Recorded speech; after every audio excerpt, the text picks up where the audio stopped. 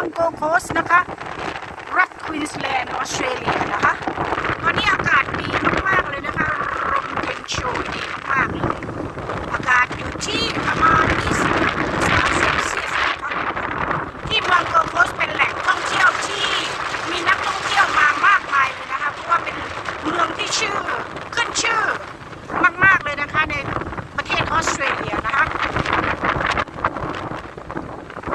ทุกคนอาจจะรู้มาบ้างนะคะที่เมืองโกโคสนะคะเป็นแหล่งท่องเที่ยวที่ป๊อปปูล่ามากๆเลยนะ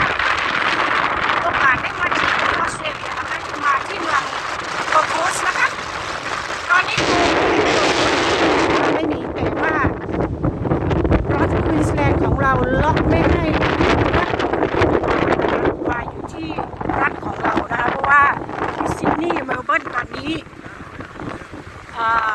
โควิดเยอะมากค่ะพวกเราต้องล็อกดาวน์นะ